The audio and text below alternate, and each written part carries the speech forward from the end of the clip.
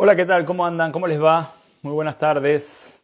Estamos empezando una nueva transmisión del ciclo Charlas Humanas. Soy Mauricio Weintraub. Como ya saben, me acompañan Rosa Sánchez, que hace un par de semanas que no la podemos ver, y Diana Esteban, que para compartir, como les digo, una charla más de nuestro ciclo que está en su primera parte del año, está ahora por terminar. No sé si estás ahí, Diana. No, parece que por ahora no. Después de esta charla nos queda una más y ya entramos en vacaciones europeas, ¿sí? Pero nos vamos a tomar las vacaciones en las charlitas por más o menos un mes y medio, un par de meses. Después vamos a saber bien cuándo es que retomamos. Estoy tratando de darle la entrada a Diana, pero por ahora esto no está sucediendo.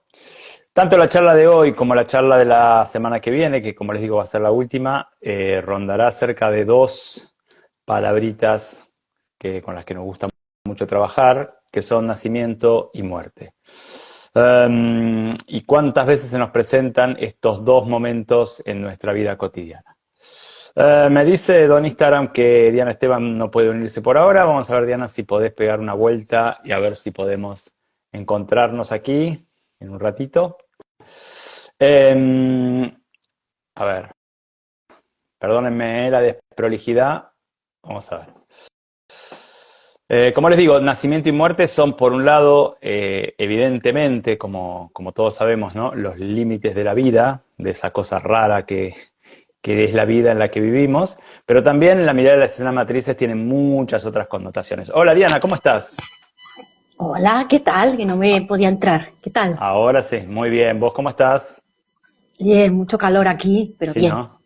Sí, sí, me dicen mis amigos y pacientes españoles que están entrando en zona de calor y acá estamos entrando en zona de frío. Bueno. Ay, algo en la mitad, algo en la mitad. No vamos a ir a vivir a la mitad del Atlántico. Exactamente, exactamente. Bueno, y estamos empezando, les contaba a nuestros amigos que nos siguen, estamos empezando nuestra anteúltima charla del ciclo 25, o mejor dicho, de la primera parte del ciclo 25. Esta temporada ya está a punto de terminar. Nos vais a dar un poquito de vacaciones, pero volveremos con las pilas cargadísimas para septiembre.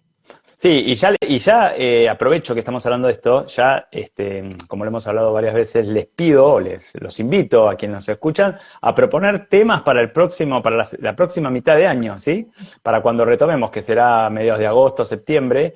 ¿Cuáles son los temas que les gustarían que tratemos, que hablemos, ¿sí? Nosotros, por supuesto, tenemos una listita que parece que cada charla que damos, en vez de ir reduciéndose la lista, va aumentando, ¿no? Pero bueno, siempre nos gusta mucho saber qué es lo que tienen ganas de ver, de escuchar, de charlar, de comentar, y bueno, todo lo que nos quieran mandar, nosotros súper contentos de recibirlo. Sí, yo siempre digo, bueno, que nos lo pongan difícil. Y luego cuando estoy organizando la charla y las preguntas y te digo, no, ¿por qué? ¿Por qué? Algo más fácil, por favor. Exactamente, exactamente. Pero nada, no como lo de hoy, que es súper fácil. Esto, Ah, sí, lo de hoy nada. sí, lo liquidamos en 10 minutos y no pasa nada, no pasa nada. Es más, ya tenemos algunos comentarios y preguntas que nos mandaron de esta charla y de las charlas anteriores que nos van quedando y que nos interesa siempre muchísimo retomar y pensar de nuevo y darles una vuelta más, ¿no?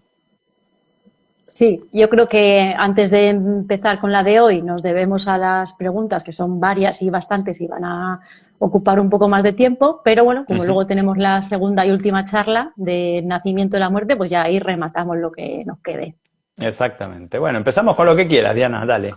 Con lo que vos Pues quieras mira, está bien. hay una preguntita que nos ha hecho Elisa, ¿vale? Y está genial, la verdad. Yo creo además que, fíjate, yo creo que es una cosa que nos deberíamos apuntar para la siguiente temporada, porque no es una palabra que nosotros mencionemos mucho, así que va a Ujú. estar genial. Además es muy concisa, dice Elisa.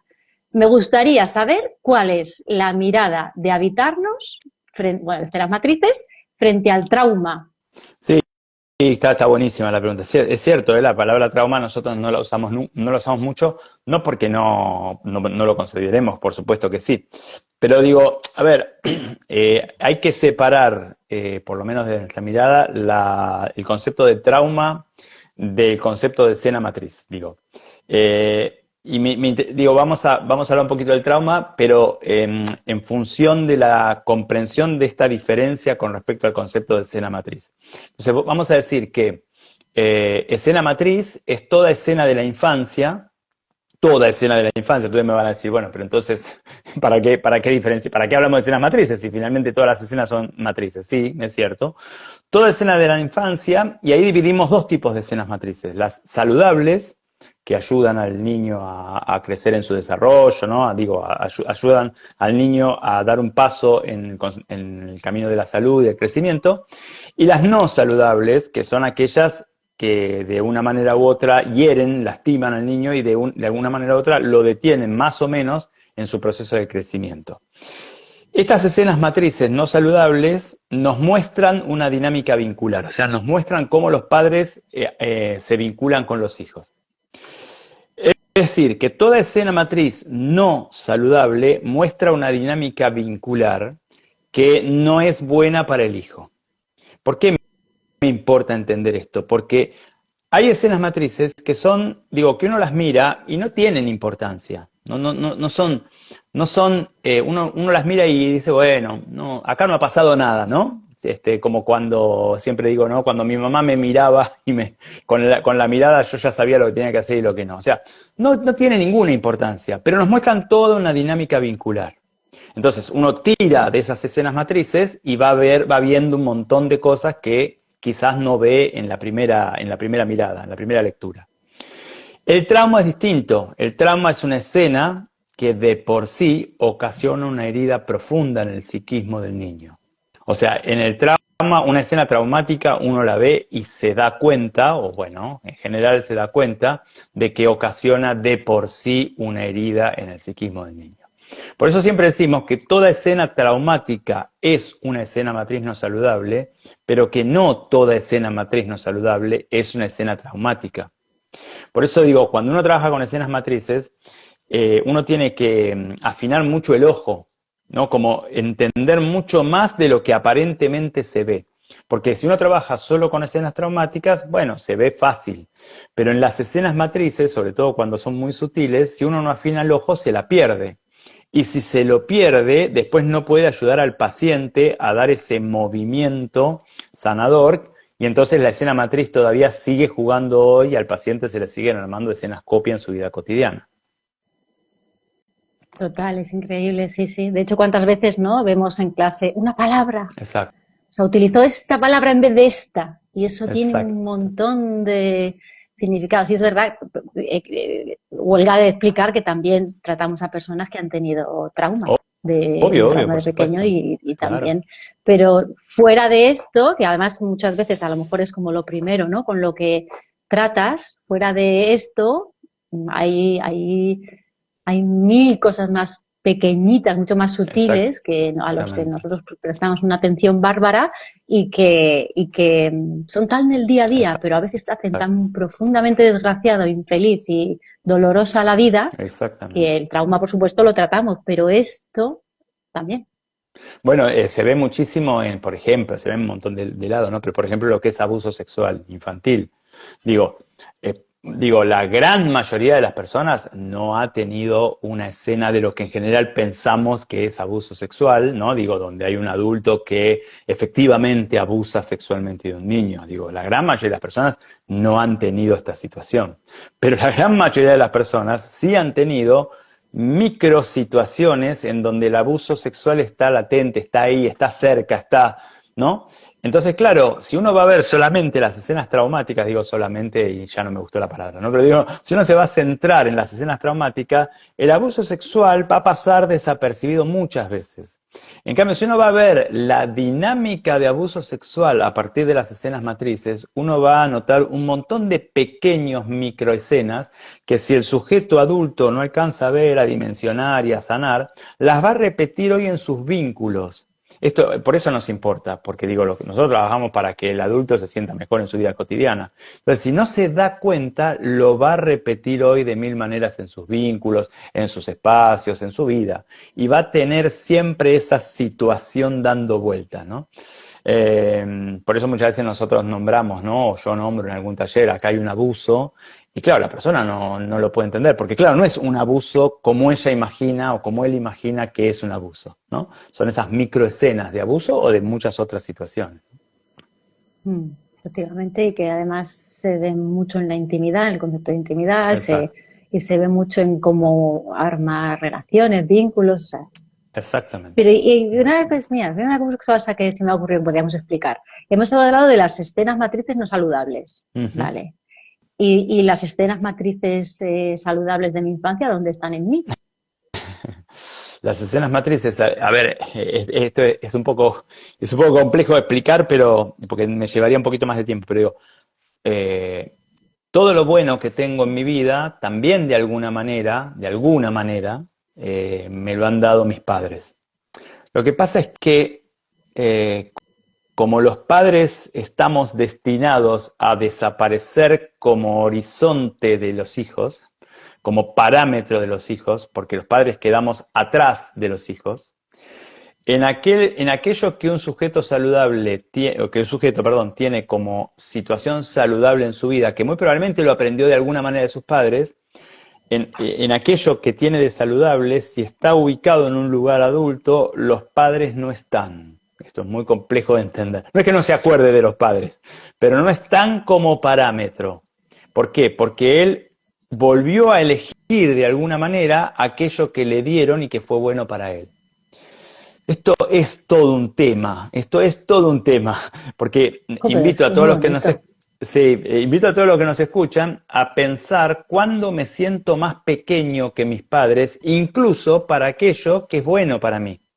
Porque ahí donde me siento más pequeño, yo diría, hay algo que podríamos pensar. Entonces, las escenas saludables de un sujeto, mejor dicho, las escenas matrices saludables que los padres llevamos a cabo con los hijos, el destino de estas escenas es que los hijos lo tengan como tienen su cuerpo. Digo, su cuerpo también nació de los padres, sin embargo, mi cuerpo es mío. No es que es el cuerpo que mis padres me dieron, ¿se entiende? Bueno, lo mismo pasa con los espacios saludables de mi vida.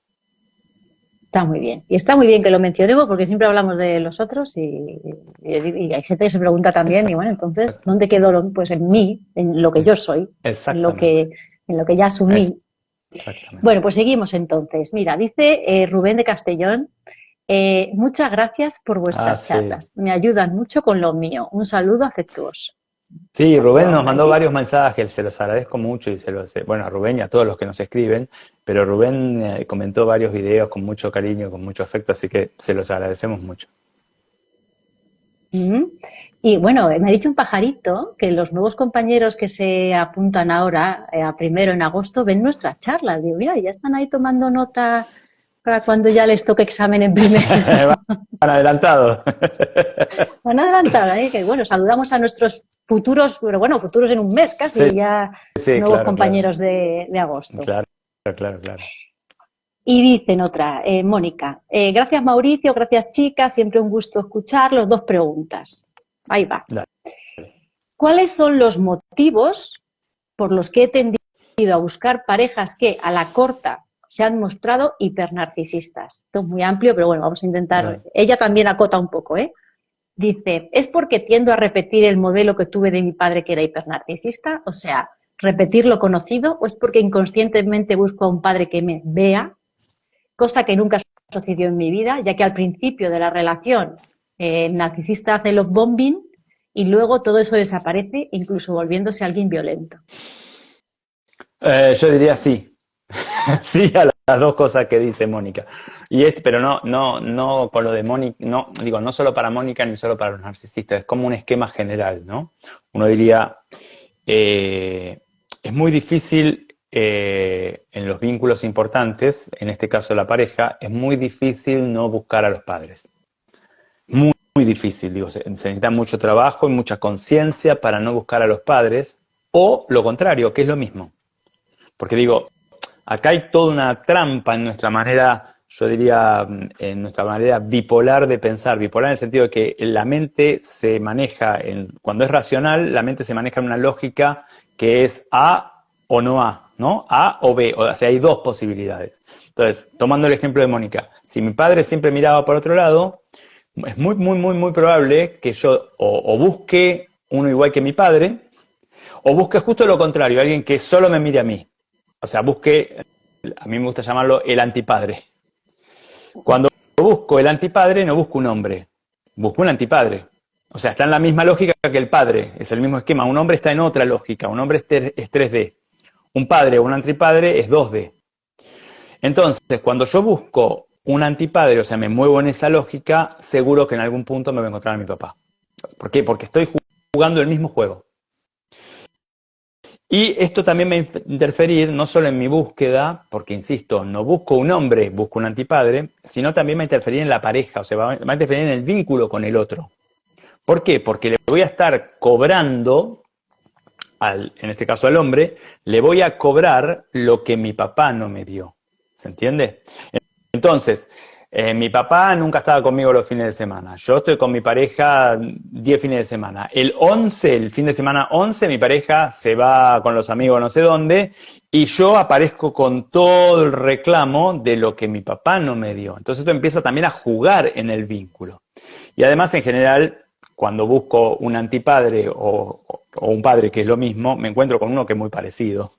Y entonces finalmente, como yo digo, ¿no? Las neurosis se enganchan y entonces ahí mi neurosis se engancha con la del otro y vuelvo a sentirme casi igual que como me sentía antes. Y con la decepción de estar buscando algo y no poder encontrarlo. ¿Se entiende? Lo que pasa es que, perdón, Diana, para no buscar un antepadre no tengo que ser hija. Para encontrar un hombre tengo que ser una mujer. Y una mujer, o un hombre, ¿no? Digo, una mujer porque es Mónica. Una mujer o un hombre no está ubicado en un vínculo para que el otro lo mire. Está ubicado en un vínculo para compartir y para habitar lo que pase allí. Todo esto es súper complejo, ¿no? Aparte es como que se oye mucho, ¿no? Como que en la búsqueda de pareja, claro, inconscientemente como las características, ¿no? Que tenga esto, que no tenga esto, que tal. Y ahí estás recortando a una persona y la persona es todo y va a tener malo, bueno, regular y o te quedas todo o no, a ver qué haces con ello, pero es como mucho que sé, ¿cuál es tu tipo de chico? ¿Es tu tipo de chico? No, que sea, no sé qué, que sea, y claro, ahí se huele mucho esa inconsciencia de buscar o el que lo deje todo por ti y te Tal salve, cual, o que tal te cual, encante el que sea súper frío y tal cual, sea un tal cual. poco... Tal cual. Y finalmente cuando busco a alguien que se amolde completamente a mi deseo o a mi necesidad, no busco una persona. O sea, porque una persona jamás se amolda completamente, ni yo a él, digo, ¿no? O a ella. Digo, una persona, bueno, algunas cosas enganchamos, otras cosas no. Y en realidad el movimiento va a ser cómo hago para vincularme y para compartir una parte de mi vida, que puede ser una semana o toda la vida, no lo sé, para compartir una parte de mi vida con esa persona y habitar también los desencuentros, los desacuerdos, ¿no? Digo, ¿cómo hago para eso? No una persona que se amolde a lo que a mí me pasa, sino es más bien es un pantalón, ¿no? Que una persona, ¿no? Digo, un guante que una persona. Bueno, y a veces también nos obligamos a nosotros, a amoldarnos a lo que al otro le pasa y lo que el otro necesita. Digo, esto no es unilateral, esto es bilateral, uno también se obliga a amoldarse. Bueno, pues otra de Moni. Dijiste que catalogar a alguien de narcisista es acusarlo. Sé que en algún punto sí hago eso. Pero por otro lado, a mí me sirve muchísimo etiquetarlo porque es la única manera de entender sus conductas y entonces tener claro cómo actuar frente a alguien así. Lo cual, desde que aprendí a identificarlos, me permite rápidamente salirme de la relación. Claro, había un Me encanta cuando, paso previo ahí. claro, me encanta cuando alguien me cita porque siempre me ponen en un aprieto, ¿no? Lo que pasa es que acá es cuando yo digo que los diagnósticos pasan a ser más importantes que la persona y más importantes que el vínculo. Digo, es un problema, ¿no? Porque digo, me vinculo con alguien y entonces veo 3 o 4 o 5 o 10 características y le pongo la etiqueta de narcisista, ¿no? O de lo que sea, puede ser cualquier cosa, ¿no? O de lo que quieran. Pero estamos hablando ahora de esto, ¿no? Entonces, claro, ya dejé de vincularme con Juan, me vinculo con un narcisista. Pero resulta que el vínculo lo armamos juntos. El vínculo lo armamos juntos quiere decir que si yo hago determinados movimientos, puede ser que el otro pueda hacer algo diferente.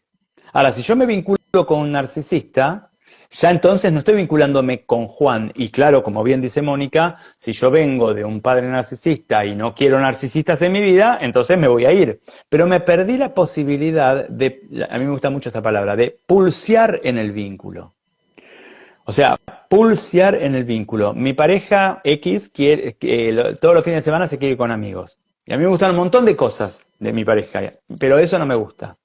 Ah, como se quiere ir con amigos todos los fines de semana y quiere mirarse a sí mismo, es un narcisista. Entonces me voy. Ok, pero me estoy perdiendo también todo lo que me gusta.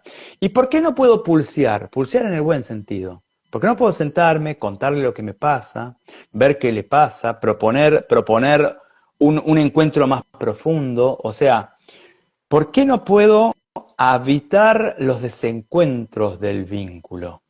Por supuesto que esto también me exige un montón a mí. Por ejemplo, exige no pedirle a mi pareja lo que no me dieron antes. Hacerme cargo yo de lo que no me dieron antes, ¿no? Digo, pero este es lo que para mí es un problema, ¿no? Cuando pongo una etiqueta, que puede ser un diagnóstico o lo que quieran, y a partir de esta etiqueta dejo de vincularme con el otro. Y en realidad todos tenemos algo de narcisista, todos tenemos algo de bipolar, todos tenemos algo de todo. El tema no es ese. El tema es cuando me vinculo, cómo voy a jugar con todo esto. Un vínculo es algo dinámico, no es algo estático, que se arma de un solo lado. Lo armamos juntos a cada momento. Claro, y a mí lo que me pita un poco de la pregunta es que ya está la mirada en el otro, Por o sea, supuesto. desde el principio. Entonces, claro, yo creo que hay un paso previo de, bueno, pero ¿yo qué hago? ¿Yo cómo elijo? ¿Yo dónde me pongo? ¿Yo por qué me pido esto? Porque claro, si yo me salto mi parte de mí misma, De mi de responsabilidad, mirarme, pues ya enseguida estoy no sé qué, no sé cuántos, y claro. ya estoy mirando al otro, culpando al otro, o salvando al otro, o haciendo nada, pero me quedo o en la víctima, en el inmovilismo, o en la ausencia de mi propia percepción. Y de mi propia responsabilidad, de mi 50% del vínculo. El vínculo, sea lo que sea que pase, lo armamos juntos. Y siempre que pensamos que toda la culpa la tiene el otro o que toda la culpa la tengo yo, estamos en una escena copia de una escena matriz. Uno parte de esta premisa y a partir de esta premisa empieza a trabajar y se da cuenta que esto es así. Cada vez que siento que el otro es culpable o que yo soy culpable, estamos en un vínculo que está reproduciendo escenas matrices no sanadas. Mm. Sí, yo ahora me estoy fijando, ya he dejado de estudiar el síndrome del niño bueno, os dejo ya en paz con eso, porque ahora me he obsesionado con las vidas en las que no está la persona. Eso me llama muchísimo, muchísimo la atención. Ahora lo veo en todas partes. Entonces, claro, y ya estoy mirando al otro, ya me he saltado yo dónde estoy yo en mi vida, quién me ha Exacto, hecho mi vida, me la ha hecho el vecino, que dónde estaba yo, exacto, quién me eligió, quién y claro, exacto. que eso es un desastre. Y ahora estoy todo el rato en el sándwich. Y si uno, Por eso he dicho, falta la dale, dale. parte donde te miras tú, Mónica. No, y además, digo, cada vez que pienso al otro como victimario, o me puedo pensar yo también como victimario, pero cada vez que pienso al otro como victimario, me quedan dos opciones, o me someto o me voy. Y esas dos opciones son la misma opción. O sea, esas dos opciones terminan en lo mismo, solo puede haber uno, no puede haber dos, con sus diferencias, con sus acuerdos, sus desacuerdos, sus pulseadas. No, o me someto, entonces hay uno, o me voy, entonces me quedé solo. ¿No? Digo, y ahí es cuando, por más que me vaya, es muy probable que vuelva a armar algo muy parecido. Sí, justo está diciendo Eolian eso, el tema de por qué se repite el patrón. Pues por esto, justo. Sí, es que uno repite los patrones porque necesita ver algo de la historia. Y mientras no lo pueda ver y sanar, lo va a volver a repetir. Porque es como una necesidad propia de sanar algo. Es como si yo tengo una pierna fracturada, pero no lo sé, ni me doy cuenta. Entonces, claro, cada vez que camino me duele. El dolor me está diciendo que tengo una pierna fracturada y que no me doy cuenta. Y la vida es tan sabia que te lo va a poner, y te lo va a poner, y te lo va a poner. Sí, eso sí. Y si lo ves con una intensidad de 3 puntos, buenísimo. Pero si no lo ves con una intensidad de 3 puntos, lo pone 4, 5, 8 o 25, ¿no? Y uno se pega contra la pared. Y sí, la vida me está diciendo algo, ¿no? Me está mostrando algo, tal cual. Claro, la vida quiere que la habites tú. Tal cual. Bueno, Tal cual. ya tengo yo que ordenarme estos ahí, mi nuevo síndrome. A ver qué dice, dice Olian. Y claro, ¿qué hacer cuando se repite? Ah, pero eso Me sí te lo voy a lo decir yo podés. esta vez, terapia. Dale, dale. Ay, muy bien, Diana. Eso sí lo podemos decir. ¿Qué hacer? Sí podemos decirlo. Terapia. Terapia, sí. Terapia en el sentido de necesito otro que me ayude, que me mire, que me permita verme ahí donde no alcanzo a verme, ¿no? Tal cual. Bueno, pues entonces, dicho esto, empecemos con el nacimiento y la muerte, que te Bueno, digo una cosa, dale. este tema se le ocurrió a Rosa y luego me ha dejado a mí con todo Ah, el marrón también. Rosa se fue y arréglese. Le mandamos un beso Bueno, grande a Rosa. La sí, extrañamos un montón, la extrañamos un montón. claro, sobre todo en esto, que yo no sé qué tenía pensado ella, pero bueno, pues nada, vamos a intentar hacerlo Dale, al nivel que ella hubiera querido de dale, nosotros. dale. Entonces, hablemos en general. De en escenas matrices, ¿se ve de alguna manera en particular el nacimiento y la muerte, que es el tema de hoy? Bueno, a ver, yo diría lo más evidente que sí, es el nacimiento del comienzo de la vida y la muerte es el final, ¿no? Digo, esto es, digo, ni hace falta decirlo, pero lo interesante de eso es que la vida es un espacio en algo mucho más amplio que no sabemos qué es. La vida tampoco sabemos lo que es, pero bueno, la vida es un espacio un espacio relativamente breve entre algo muchísimo más amplio, ¿no? Digo, lo cual nos da una dimensión de la pequeñez. Nosotros somos seres pequeños, pequeños, pequeños, pequeñísimos que solamente creemos saber dentro de los 20 centímetros que conocemos, ¿no? Entonces digo, lo primero es como esto, ¿no? Como cuando decimos que para nuestra mirada el ser humano sí es hijo de los padres, pero sobre todo es hijo de la vida. Bueno, nos estamos pensando en estas cosas, ¿no? O sea, lo más importante, no tenemos idea de lo que es. No tenemos ni idea. Y ahí hay como yo diría, una aceptación del límite que para mí es importante. Aceptar que yo, viste, manejo cuánto tengo que pagar a fin de mes de luz. No manejo nada de lo importante. Entender esto me permite hacerme cargo de lo que sí puedo y sobre todo no hacerme cargo de lo que no puedo. No hacerme cargo de lo que no está en mí. Y esto es no tratar de entender lo que no puedo entender. La mente cuando uno le da una tarea más importante de la que puede procesar, la mente enloquece. Entonces, soportar que lo más importante de la existencia no lo puedo entender, me parece ya un montón, ¿no? En este sentido, no sabemos ni de dónde venimos, ni hacia dónde vamos, ni para qué estamos acá. Lo único que podemos es, bueno, pensar para qué es bueno para mí estar acá y a partir de ahí hacer algún tipo de movimiento, ¿sí? Ahora, esto que es más una parte más filosófica, si querés, de las escenas matrices, también uno lo puede ver a nivel psicológico de otra manera. ¿Por qué? Porque nacimiento y muerte tiene que ver también con dejar de ser algo y ser otra cosa. Cuando nazco, no sé de dónde vengo, pero evidentemente, si era algo allá atrás, antes de nacer, ahora ya soy otra cosa, que seguramente tendrá que ver con lo anterior, pero en realidad soy otra cosa. Y morir implica, no sé dónde voy, pero implica dejar de ser en algún sentido lo que soy, para ir no sabemos dónde.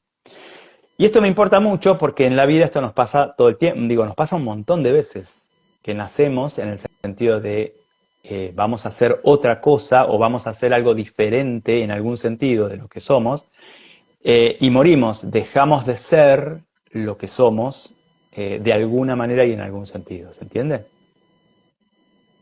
Mm. Sí, dentro de que este tema es concretamente más abstracto, yo le llamo a esto que no sabemos abrazar el misterio. Sí, Es muy misterioso. sí, Nuestro cuerpo es misterioso, nuestra psique es misteriosa, obvio, nuestra espiritualidad, nuestra inconsciente, la vida es muy misteriosa. Y como, obvio. pues es que eso es así. O sea, Ujú. algo de aceptación y abrazo de ese. Tal cual, Misterio. tal cual.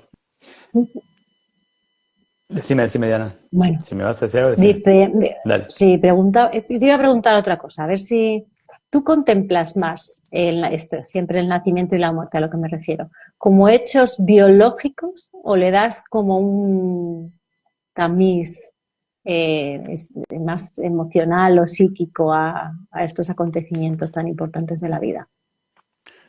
El nacimiento y la muerte, digamos, de cuando nazco y tengo 0 años y cuando me muero y tengo no sé cuántos, o los nacimientos y muertes que transitamos en la vida. No. ¿A qué nos Por estamos ahora nos refiriendo? referimos al primer nacimiento y a la última muerte. Que son hechos biológicos, no hay duda. Digo, en tanto humanos, moriremos. Nacemos y moriremos. En tanto humano, es así. Que después haya una parte nuestra que está conectado con aquello otro más grande, puede ser. Yo creo que sí, pero en realidad, en tanto humano, digo, la identidad que yo tengo, Mauricio Weintraub, nació un día y morirá otro. Después, quizás haya algo más grande que esta identidad que trascienda, eso puede ser. Pero hay algo mío que morirá y hay algo mío que nació. Y hacerme cargo de esto me permite un montón de cosas, digo, me permite no tratar de subsumir el dolor humano dentro de una ideología pseudoespiritual, o sea, me permite hacerme cargo de mi dolor, de mi historia, de mis límites, de mi perversión, digo, de mi oscuridad. O sea, me permite hacerme cargo y no subsumirlo en algo que parece ser espiritual, pero que en realidad me libera de la responsabilidad, ¿no? Entonces, me permite eso. Y a la vez me permite, por otro lado, entender que aquello que hoy es tan importante para mí lo es, pero en definitiva lo es en estos 20 centímetros que manejo. O sea que aquello tan importante para mí, tengo que honrarlo y tengo que contactarlo, pero finalmente es solamente yo, soy solamente yo, digamos. Y ahí hay como un descanso, hay como un descanso ahí. O sea, como vivirlo y honrarlo y relativizarlo. Yo diría ponerlo en perspectiva, en una perspectiva que a la vez es doble. O sea, a la vez es muy importante porque soy yo, y a la vez es, bueno, yo soy solamente un ser humano más. Y ahí tiene uno un movimiento con uno que es, yo diría, como el de la madre saludable con su hijo. Cuando el hijo se le rompe un juguete querido o lo pierde, y obviamente se pone a llorar porque para él es todo un mundo, o le pasa algo que es muy importante para él, tiene 3, 4, 5 años, ¿no? Una madre saludable, ¿qué hace? Se dirige a su hijo contactando y comprendiendo este dolor y a la vez entendiendo que no tiene ninguna importancia, que no le va a afectar en absoluto en lo que viene. Pero esta comprensión no le hace desafectarse del dolor del hijo. Le permite contactar sin quedar sumida ahí. Porque imaginemos las dos posibilidades, ¿no? De una madre menos saludable. Podría ser un padre también, pero la madre tiene más disponibilidad para esto, ¿no? Digo, imaginemos las dos posibilidades. Una madre que contacta, pero que realmente está viviendo esa pérdida como la vive el niño. Claro, se hunde con el niño. O una madre que entiende que, bueno, dentro de una semana ni se va a acordar el hijo de que se le rompió el juguete. Y entonces, como entiende esto, le dice, bueno, no te preocupes, ya va a pasar. Y el niño queda llorando solo. O sea, que el niño no tiene madre de donde llorar. Yo diría, este es un movimiento interesante para pensar con nosotros mismos. En todo lo que nos pasa, lo bueno, lo malo, lo alegre, lo triste, todo, tener como esta doble conciencia, o intentarla, porque, bueno, uno hace lo que puede, intentarla, me parece que es un movimiento saludable.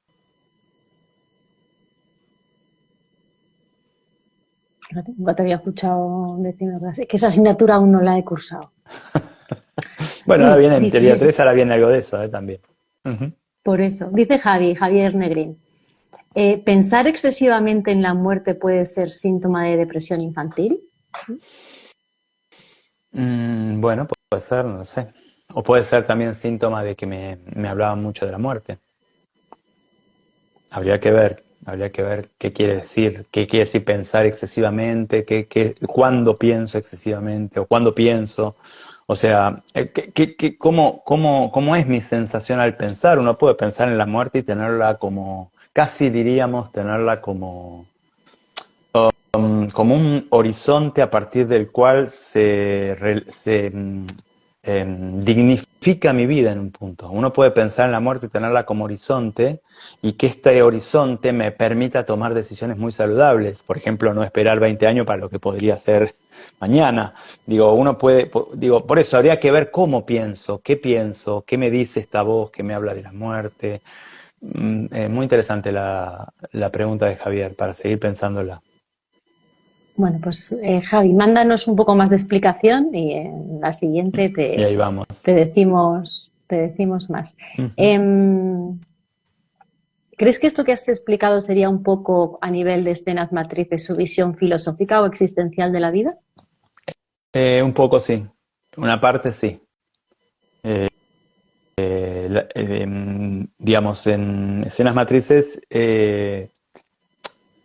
como decimos algunas veces, ¿no? Para mí, el mundo de las escenas matrices es una escuela psicoterapéutica, ¿no?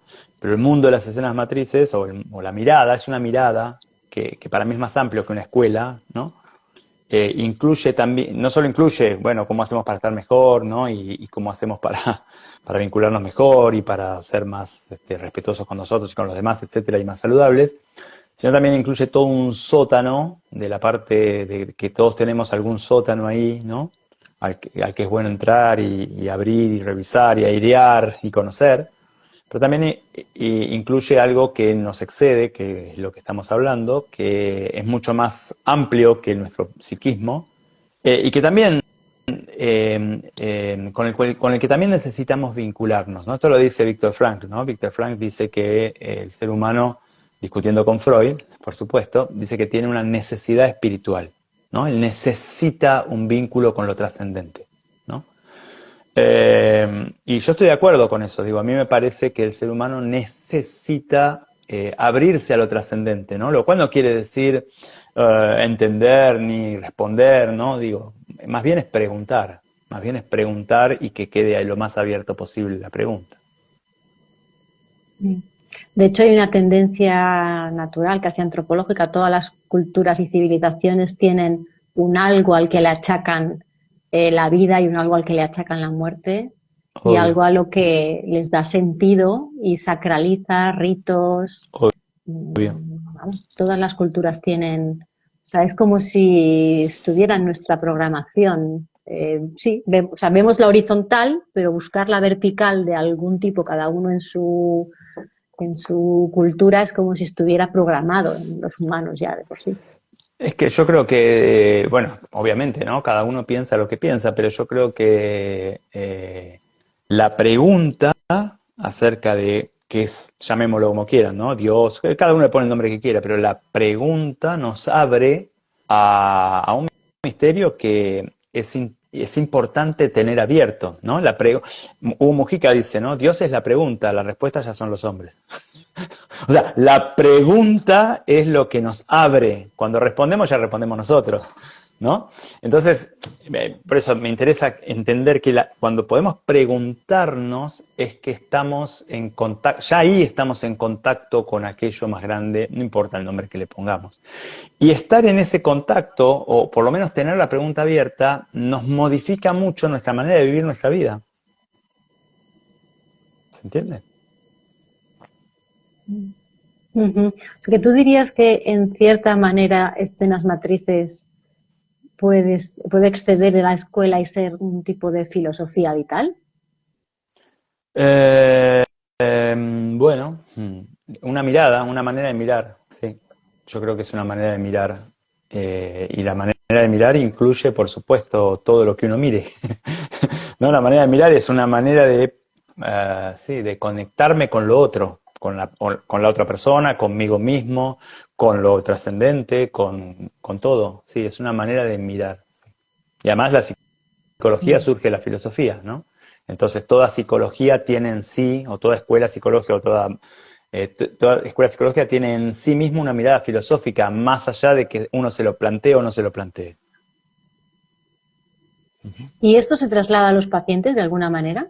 Sí, sí, claro, claro. Cuando yo le digo a un paciente, y no voy a criticar a nadie porque no es ese, pero cuando yo le digo a un paciente qué es lo que vos querés hacer con tu vida, ya estoy suponiendo que esta persona quiere hacer algo con su vida. Cuando yo le digo a un paciente, cambia este pensamiento por este, ya estoy suponiendo un tipo de ser humano. Cuando yo le digo a un paciente, bueno, en vez de hacer esto, hace esto, y lo dejo en ese lugar, o sea, instalo el problema en ese lugar, en un cambio de conducta, ya estoy suponiendo lo que es un ser humano. O sea, siempre, cuando me pongo ante un paciente, todo psicólogo tiene una presuposición de lo que es un ser humano, más allá de si se lo plantea o no se lo plantee. El ser humano es algo y a partir de ahí yo voy a trabajar. Por eso para mí es muy importante tener muy en claro lo que para cada uno que trabaja como psicólogo es un ser humano.